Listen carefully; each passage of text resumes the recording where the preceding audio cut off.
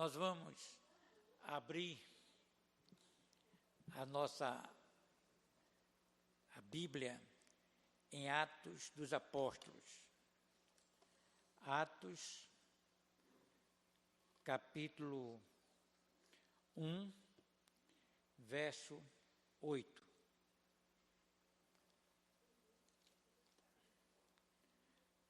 Atos, livro de Atos, capítulo 1, verso 8. Diz a palavra de Deus: No entanto, recebereis poder ao descer sobre vós o Espírito Santo, e sereis minhas testemunhas, tanto em Jerusalém como em toda a Judeia e Samaria e até os confins da terra. Que Deus seja louvado, que a sua palavra cada dia encontre guarida em nossos corações e nós, como igreja, possamos estar atentos para a sua palavra. Eu poderia perguntar, ao irmão, qual a missão da igreja? Com certeza, eu não tenho dúvida que cada um teria uma resposta. E creio que esta resposta, obviamente, seria satisfatória.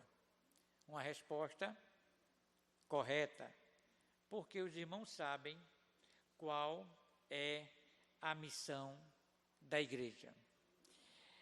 E a grande missão da igreja, que nós fazemos parte, a grande missão é ser testemunha do Senhor Jesus Cristo.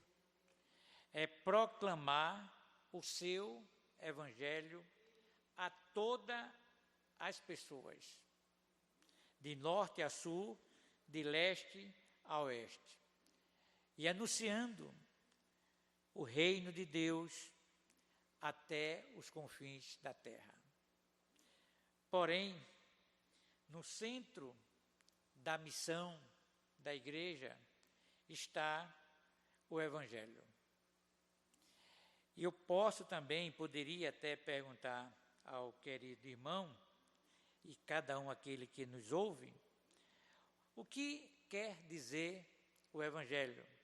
Obviamente, o Evangelho que nós conhecemos e nós defendemos é o Evangelho de Jesus Cristo. E o Evangelho é, sem dúvida alguma, anunciar as boas novas de salvação. O Evangelho é o poder de Deus para salvar. Então, podemos também ter o entendimento que Jesus, durante os seus 3 anos de ministério, ele dedicou ao ensino dos seus discípulos. Ele chamou seus discípulos para segui-lo, ele fez um convite, e ao aceitarem, cada um se colocou diante do Senhor, e durante os 3 anos, Jesus pôde ensiná-los. Porém, o último assunto que o Senhor Jesus tratou com seus discípulos, antes dele sair do nosso meio, antes de chegar no céu, é exatamente para que eles entendessem qual a verdadeira missão da igreja. Tendo a igreja esta missão na pessoa dos seus discípulos, nós fazemos parte. Então, nós temos em Mateus capítulo 28, verso 19, o último ensinamento, o último assunto que Jesus tratou com seus discípulos. O último, como diz lá, portanto, vão e façam discípulos de todas as nações, batizando-os em nome do Pai, do Filho e do Espírito Santo. Percebamos aqui que Jesus determinou que os seus discípulos cumprissem esta missão. E esta missão foi dada aos seus discípulos, que posteriormente se concretizou a sua igreja. Essa declaração dita por Jesus não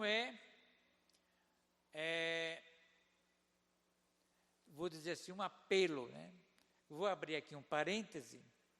É muito comum hoje, se você parar e observar, alguns pais de uma determinada que tem criança, não estou a me referir a todos os pais, mas existem, eu já presenciei mais de uma vez, que o pai ou a mãe diz assim: meu filho, por favor, seu pai está falando.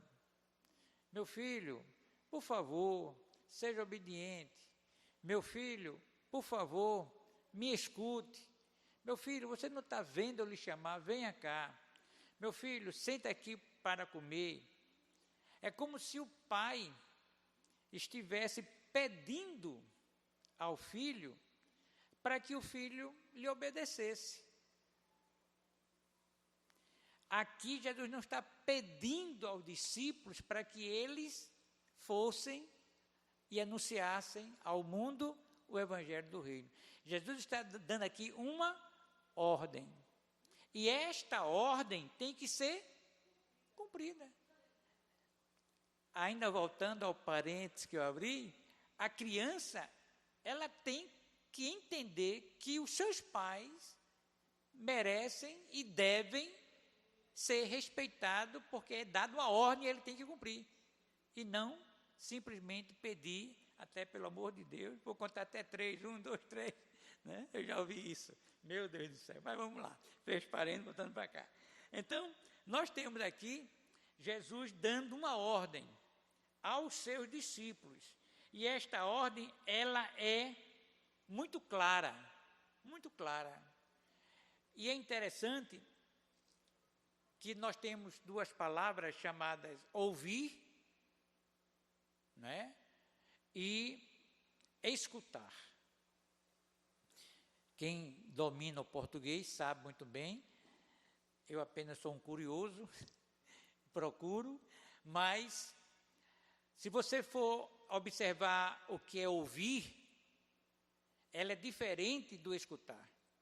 O ouvir é estar na anatomia, na composição da natureza humana. Ela escuta por escutar, a não ser que você tampe os seus ouvidos, aí você não vai escutar. Mas onde quer que você esteja, você está sempre a ouvir algo, seja um som, seja um ruído, você não precisa de esforço, você ouve. O escutar requer do indivíduo uma predisposição, um desejo, uma ação para que este indivíduo entenda o que o outro está falando. Então, o escutar requer do indivíduo uma predisposição, desejo de entender o que o outro está a falar. O ouvir não, o ouvir você escuta o ventilador roncando, um ruído, um cachorro lá dentro, está só ouvindo, mas o escutar requer esta atenção. Durante o ministério de Jesus, eu não tenho dúvida que os discípulos de Jesus, eles não só ouviram, obviamente, mas eles escutaram atentamente o que Jesus estava a lhe dizer. Se os discípulos não tivessem ouvido atentamente esta ordem, se ele não tivesse escutado atentamente esta ordem, eles teriam apenas ouvido. Mas o fato dele terem escutado, eles compreenderam e eles exerceram com eficácia esta ordem lhe dada. E, estando ele com compromisso, exerceu a proclamação do Evangelho no seio da igreja primitiva. Então, veja, tamanha a responsabilidade que os discípulos tiveram, e nós somos frutos do que eles receberam. Diante de nós, tem muitas pessoas, na nossa família, na nossa vizinhança, na nossa comunidade, na universidade, no trabalho, que precisam ouvir ou escutar este Evangelho. E nós precisamos dar continuidade a este poder que é o Evangelho de Jesus Cristo. O Evangelho de Jesus significa boas novas, significa boas notícias, e nós já falamos sobre esse assunto. Paulo, ele está dizendo que o Evangelho é o próprio evento de Cristo. Pare para pensar, né? Em outras palavras, Paulo afirma com muita propriedade, e ele diz que Paulo fala que é pelo Evangelho que somos salvos. Eu acho com muita propriedade a vida do apóstolo Paulo, quando ele traz para nós aquilo que posteriormente nós entendemos ser óbvio. Por exemplo, vou abrir um parênteses aqui. Quando foi descoberto a roda, o mundo se tornou outro mundo, né? E hoje, talvez você possa dizer, mas que coisa mais boba, alguém descobriu a roda, né? Porque é o óbvio, mas não foi descoberto. Agora sim, o fato de a roda ter sido descoberta, o mundo foi outro mundo. Então, quando Paulo quer dizer que, quando Paulo fala que pelo Evangelho é que nós somos salvos, que Evangelho é este? É o Evangelho de Jesus. Não é o Evangelho de homens. Paulo não está dizendo aqui o Evangelho de homens. Ele está se referindo ao Evangelho de Jesus. É porque nós somos salvos. Pois o Evangelho é a mensagem que Cristo morreu por nós, segundo as Escrituras. Este é o Evangelho.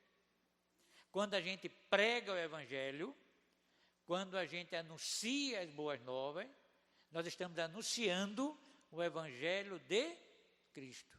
E o Evangelho de Cristo, qual é a mensagem de Cristo? É que Ele morreu na cruz para nos dar a salvação na vida de todo aquele que nele crê.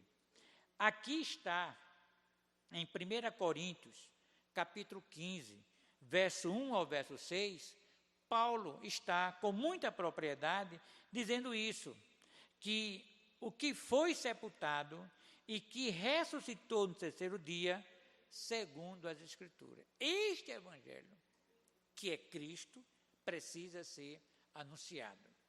Ora, em Marcos, capítulo 1, verso 15, nós temos outra definição interessante acerca do que é o Evangelho. Marcos, né, ele, observando o ministério de Jesus através do discípulo de Jesus, ele escreve que Jesus foi para a Galileia anunciando as boas novas de Deus. Seu anúncio consistia em dizer que o tempo é chegado e o reino de Deus está próximo. acompanhando a exortação e o reino de Deus, dizendo arrependimento. Arrependam-se e creiam nas boas novas. Esta mensagem, este evangelho, Jesus pregou, não é, na Galileia.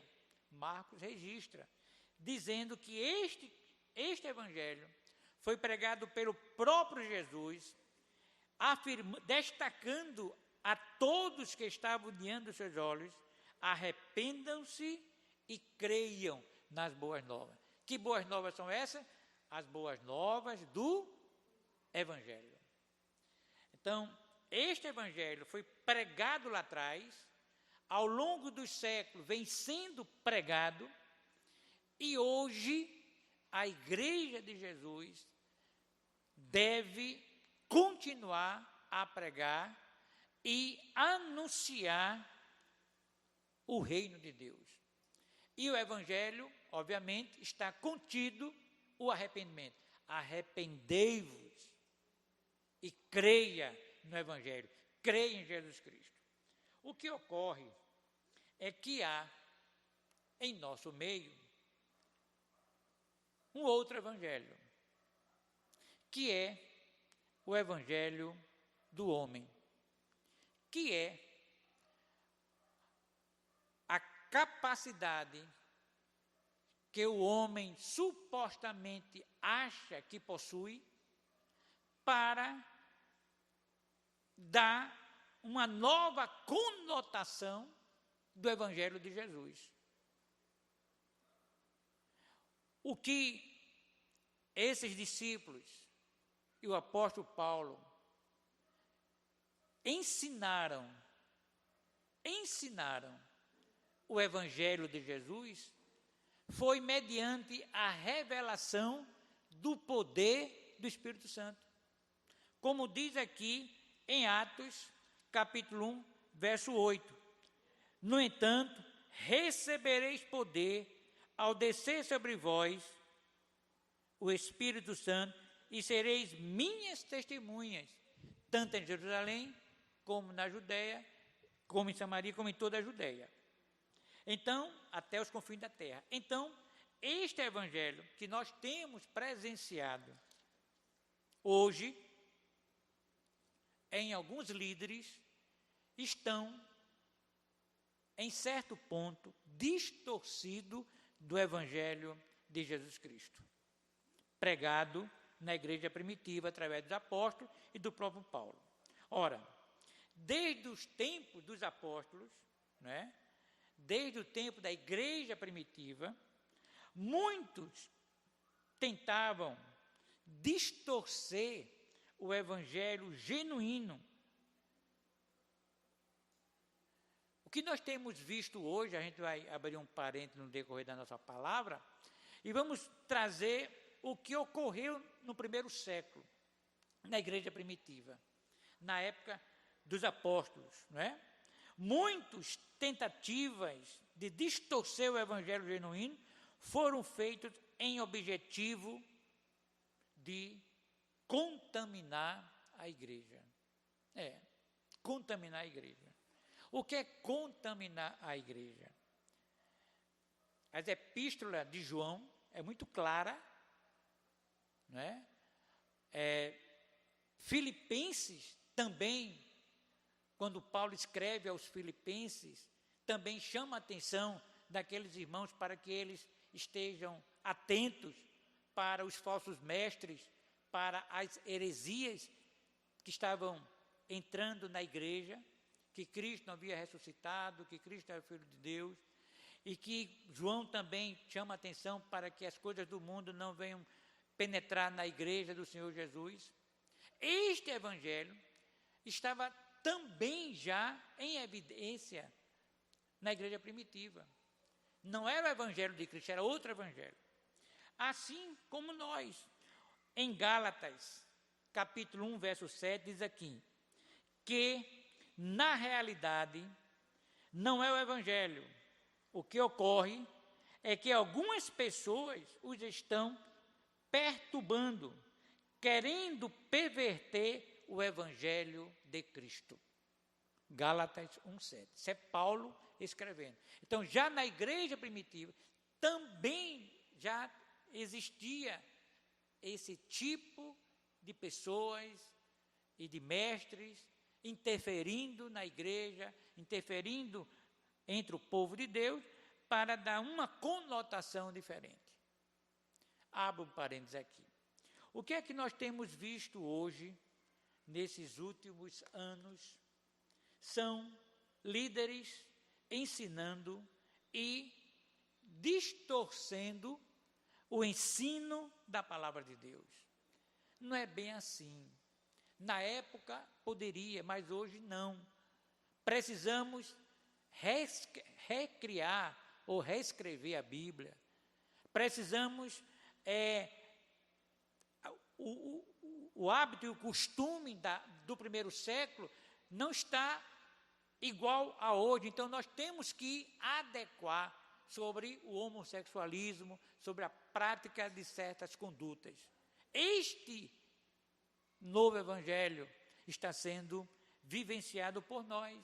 E Paulo, desde o primeiro século, nos adverte. O apóstolo Paulo fala de que um outro evangelho, não é? O que é que diz Gálatas, capítulo 1, verso 5? Admiro-me de que vocês estejam abandonando tão rapidamente aquele que os chamou pela graça de Cristo, para seguirem outro evangelho. Está aqui, Gálatas 1,5, Paulo. Então, nós, como igreja, crentes em Cristo Jesus, temos este verdadeiro evangelho, precisamos preservá-lo e exercer a cada dia da nossa vida para transmitir a todos que estão diante de nós as boas novas de salvação. O evangelho de Cristo é trazer o indivíduo que se arrepende e passa a viver dentro do evangelho. E não adequar o evangelho à sua natureza humana. Que nós temos visto muitos que pegam, né, ou traz para si o evangelho, a palavra de Deus, e se adequa ao seu modo de viver. Não necessariamente ter uma mudança. Quando Paulo diz, com muita propriedade, 1 Coríntios 5,17, aquele que está em Cristo, nova criatura, nova. As coisas velhas já não mais existem. Então, o evangelho é uma transformação, é o poder de Deus na vida daquele que se arrepende e entrega a sua vida a Jesus. Não é uma adequação. Eu aceito o evangelho, mas eu permaneço com certas práticas que para mim não é errado.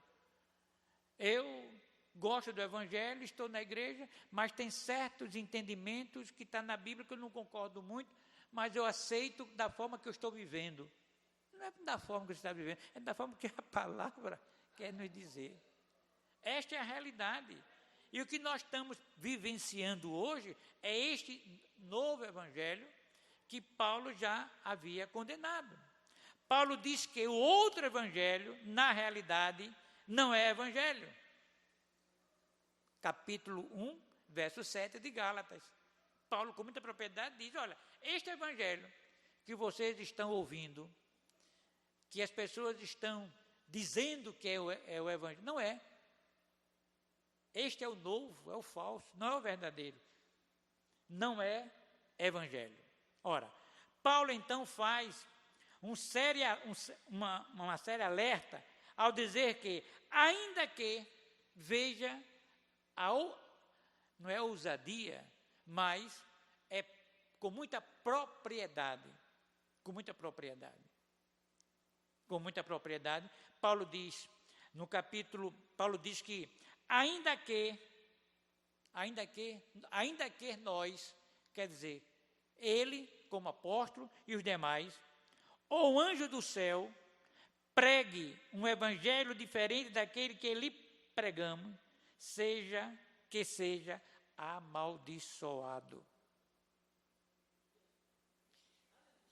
Se vocês estão ouvindo outro evangelho, que não seja esse que eu vos prego, esse que nós apóstolos pregamos, este indivíduo seja amaldiçoado, porque este não é o evangelho de Cristo.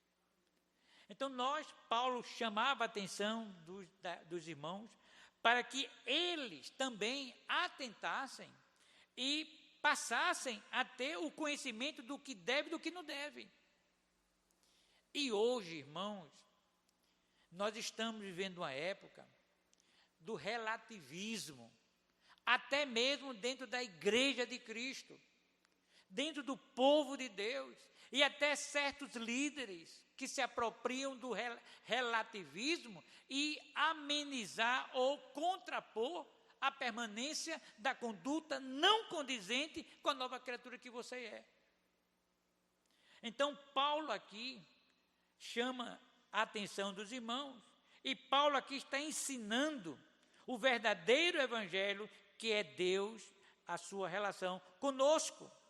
O que é que diz Gálatas, capítulo 1, verso 11? Irmãos, quero que saibam que o evangelho, por mim anunciado, não é de origem humana. Não é de origem humana. Mas esse evangelho que vocês têm ouvido é de origem humana, sim. É outro evangelho, não é o evangelho de Cristo, é outro. Então, o que Paulo está a nos advertir e a nos ensinar é que nós, como cristãos, precisamos conhecer para contrapor. Se eu não conheço, o mínimo que eu posso fazer é ficar calado. Mas se eu conheço, eu contraponho, eu contra-argumento. Se eu não conheço, Então, o que é que a palavra de Deus quer de nós? É que cada dia mais conheçamos o evangelho de Cristo, conheçamos a palavra de Deus, para que nós possamos contrapor esses falsos mestres, esse falso evangelho. Quer ver um ponto decisivo? Quando Jesus foi ao pináculo e o Satanás se apresentou para Jesus e prometeu a ele, como está escrito, tu darás ordem ao teu... como está escrito, tu darás ordem aos teus anjos e ele virá te socorrer. Está escrito, autoridade. Mas Jesus também diz, também está escrito, não tentarás. Então veja o que nós podemos contrapor é o entendimento, e a própria palavra nos dá o poder para contrapor esse ensinamento. Por isso, outro aspecto, nós vamos nos deparar com coisas mais agravantes, não só no mundo, mas até mesmo no seio da igreja. Irmãos, é um entendimento meu, dias melhores não virão, porque a Bíblia diz que quando Cristo estiver próximo, o amor de muitos esfriará, faltará o respeito entre pais e filhos, o individualismo, o egocentrismo, né? A prepotência, a arrogância, a falta de amor. E Cristo está à porta. Estamos, a qualquer momento, podemos ser surpreendidos, como no dia de Noé. O que acontece é que nós, como igreja do Senhor Jesus Cristo, nós precisamos ter este entendimento do que a palavra de Deus nos dá a entender. A importância de nós sermos resistentes e não se deixar ser levado por vento de doutrina, por heresias, por algo que não está contido na palavra de Deus. Podemos sim, o meu dia, o seu dia, ser melhor amanhã. Eu creio que o seu dia, o meu dia, o nosso dia poderá ser melhor amanhã. mas não que o mundo venha a ser melhor amanhã. Não. Seremos mais resistentes, seremos mais determinados, mas o mundo estará bem mais comprometido. Por isso que Paulo, durante o seu ministério, ele sempre destacou a importância que hoje, o que mais vemos por aí, são pessoas tentando persuadir multidões para que sigam seus falsos evangelhos. É ou não é? É. Líderes, igrejas, acessa o celular, vai para o YouTube, você vê inúmeros mensageiros de toda qualidade e espécie, com entendimento e com base no conhecimento humano, mas não se apropria da submissão do poder do Espírito Santo. 1 Timóteo capítulo 4, verso 1, Paulo mais uma vez diz: o Espírito diz claramente que nos últimos tempos alguns abandonarão a fé e seguirão espíritos enganadores e doutrinas de demônio. Está aqui Paulo escrevendo ao jovem Timóteo, no capítulo 4, verso 1, chamando a atenção, dando condições a Timóteo a cada dia ser fortalecido no chamado que ele teve, no ministério, para que ele exercesse à frente daquela congregação, daquela igreja, autoridade, e estivesse ensinando aqueles irmãos ali. Com muita propriedade, o Espírito Santo fala a Paulo, e Paulo escreve e diz: o Espírito, não é a posição de Paulo, homem, como foi dito aqui pelo diácono Jaconias, grande sábio Paulo, homem de uma intelectualidade extraordinária, mas isso não é tudo. Ele tinha que ter o Espírito Santo de Deus. E por isso que ele disse: o Espírito diz claramente que nos últimos tempos muitos abandonarão a fé e seguirão espíritos enganadores e doutrinas de demônios. É bíblico, é a palavra de Deus. Não há outra forma de nós compartilharmos com os irmãos. Então, diante desse fato e desta realidade, nos cabe a nós a firmarmos os nossos passos no caminho do Senhor, firmarmos os nossos passos na igreja que se apropria dos princípios da palavra para alimentar a todos o que a Escritura nos ensina, e não o ensino por suposição ou por achismo, mas contextualizado e dentro das Escrituras Sagradas. É importante firmar os nossos passos nos princípios da palavra de Deus. 1 Tessalonicenses capítulo 2, verso 2 diz: apesar de termos sido maltratados e insultados em Filipos, como vocês sabem, com a ajuda de nosso Deus, tivemos coragem de anunciar-lhes o Evangelho de Deus em meio a muita luta. Que Deus seja louvado. Se esses homens não tivessem a ousadia dado por Deus, por meio do Espírito Santo, nós aqui não estaríamos, com certeza. Paulo diz aqui, ele foi açoitado, foi insultado, mas ele permaneceu firme, anunciando o verdadeiro Evangelho. Nós, Igreja do Senhor, precisamos nos manter firmes com a verdade diante desses ensinamentos errôneos que não estão condizentes com a palavra de Deus.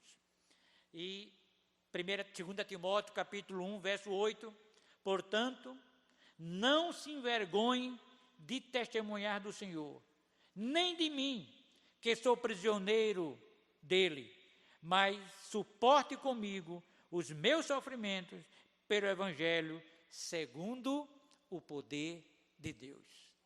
Que Deus seja louvado. É este poder que vem de Deus que nos faz ficarmos seguro e firme nesta mensagem que precisamos ser sustentada diante dos dias vindouros e dos dias atuais. Não devemos vacilar, mas nos manter firme, porque é importante conhecer para se apropriar, para se alimentar da palavra, e se manter firme para contrapor essas situações adversas que não condiz com a verdadeira palavra de Deus. Em Atos dos Apóstolos, o texto que nós lemos, temos mais uma declaração do Senhor Jesus sobre a missão da igreja. Em Atos 1, verso 8, o texto que nós lemos: no entanto, recebereis poder ao descer sobre vós o Espírito Santo, e sereis minha testemunha, tanto em Jerusalém, como em toda a Judeia e Samaria, até os confins da terra. Esse texto de Atos é uma promessa que foi cumprida. Foi cumprida. Se nós lermos Joel 2, 28, o profeta diz que nos últimos dias o Espírito Santo haveria de se manifestar no povo de Deus. E aqui, os irmãos estando em Jerusalém, Jesus pede para que eles fossem para Jerusalém, e ali eles estavam em Jerusalém. E ali, aquela profecia que foi prometida, foi cumprida na vida da igreja. E daqui em diante, podemos dizer oficialmente, a igreja ela foi organizada, porque daqui em diante a igreja foi perseguida. Daqui em diante a igreja saiu de Jerusalém. Daqui em diante a igreja se expandiu e chegou até nós. Por quê? Em obediência à palavra de Deus. O Espírito Santo que habitou lá em Jerusalém, nos discípulos de Jesus e nos apóstolos, em Paulo, é o mesmo Espírito Santo que habita em cada um de nós. Ele diz: não vos deixareis órfãos, enviarei o Consolador que fique convosco para sempre. Vamos lá. Em Mateus capítulo 28, verso 19, Jesus dizendo aos seus discípulos, dizendo assim, Mateus capítulo 28, verso 19. Portanto, ide fazer discípulos de todas as nações, batizando em nome do Pai, do Filho e do Espírito Santo. Verso 20. Ensinando-vos a obedecer todas as coisas, e eis que eu vos tenho mandado, e certamente eu estou convosco todos os dias. Certamente estou convosco todos os dias. Jesus dizendo a quem? Aos discípulos. Aí, posteriormente, Jesus sobe aos céus. Sério, humanamente, dentro da concepção humana, Jesus não disse que estaria com ele. Aqui não é Jesus, aqui é Jesus, mas é o Espírito Santo de Deus. É necessário que eu vá para que ele venha e fique convosco para sempre. Para sempre. Então, a promessa aqui está sendo cumprida. Nesse capítulo 1 de Atos dos Apóstolos, 8:1, ali o Espírito Santo veio de vez para ficar. Para ficar. No Velho Testamento, o Espírito Santo vinha, habitava nos profetas, no povo de Israel, depois voltava ao Pai. Mas agora não. No Novo Testamento, o Espírito Santo veio e permaneceu em todo aquele que nele crê e entrega a sua vida a Jesus. Então, cada um de nós, todos nós temos esse Espírito Santo. Então, quer dizer que Deus está conosco até a sua vinda. Então, esta é a alegria que temos de dizer a importância de permanecermos neste caminho, anunciando o Evangelho e propagando o reino de Deus até que Ele venha. Esta é a missão da igreja, evangelizar e falar do amor de Deus para todos aqueles que necessitam. Que Deus nos abençoe, que Deus continue a nos orientar, capacitando cada um de nós, para que possamos, com sabedoria, com entendimento e com ousadia, nos mantermos firmes no caminho do Senhor e rejeitando outro evangelho que não seja o evangelho de Cristo Jesus. Que Deus nos abençoe.